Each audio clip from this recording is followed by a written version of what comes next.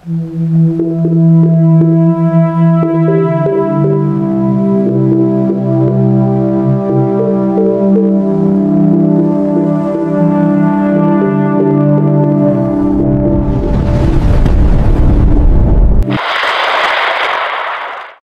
sa magiging lagay ng ating panahon, magpapatuloy pa rin yung impluwensya nitong hanging amihan, lalo na dito sa northernmost part ng Luzon, at ganoon din naman yung shear line. Pero unti-unti ay bababa yung impluwensya ng amihan and eventually ay malaking bahagi na ng northern Luzon yung maaapektuhan. Ay mananatili ito dito sa northernmost part ng ating mainland Luzon.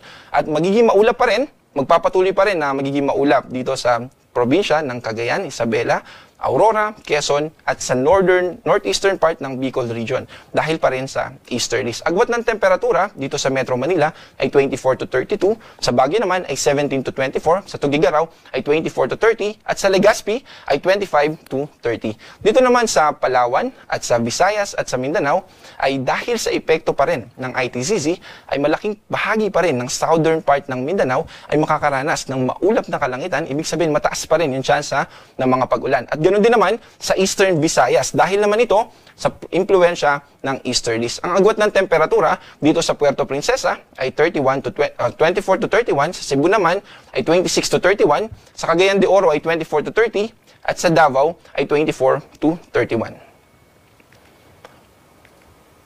Meron po tayong nakataas na gale warning, lalo na dito sa probinsya ng Batanes dahil posibleng umabot ng 5.5 meters yung taas ng alon kapag tayo ay pumalaot. Ganon din naman dito sa Babuyan Islands, Cagayan, ganon din sa Ilocos Norte, Ilocos Sur, La Union at western coastal areas nitong probinsya ng Pangasinan, posible naman na umabot ng 4.5 meters yung taas ng ating mga alon. Kaya mag-ingat po, lalo na kung tayo ay papalaot.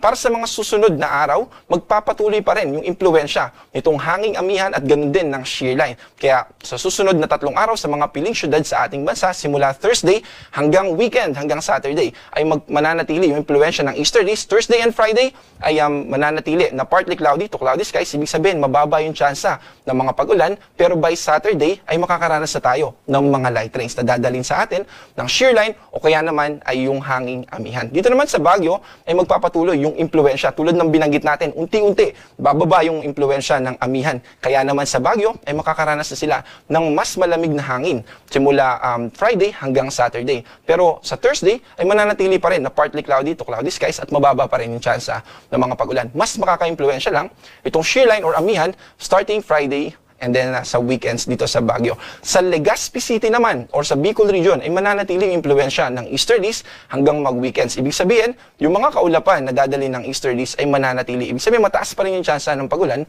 sa Legazpi. Dito naman sa malaking bahagi ng ating bansa, sa Visayas at ganun din sa Mindanao, mas mababawasan naman yung impluwensya ng Intertropical Convergence Zone. Kaya kung mapapansin natin dito sa Metro Cebu, Iloilo at Tacloban, partly cloudy to cloudy skies na lamang yung ating forecast. Ibig sabihin, mababa na yung tsansa ng mga pag-ulan. Ganun din dito sa Mindanao, except by Thursday, dahil mananatiling maulap yung ating kalangitan dito sa Davao. Pero overall, o malaking bahagi ng Visayas at Mindanao, ay magkakaroon tayo ng improved weather condition. Ibig sabihin, mababawasan yung tsansa ng mga pag-ulan na dala ng Intertropical Convergence Zone at ganun din naman ng easterlies. Also, dahil wala tayong minomonitor ngayon na low pressure area, nakikita din natin na yung pagbawas ng impluwensya ng ITCZ hanggang weekends ay wala rin tayong nakikita na posibleng mag-develop na low pressure area o bagyo sa loob ng ating Philippine Area of Responsibility.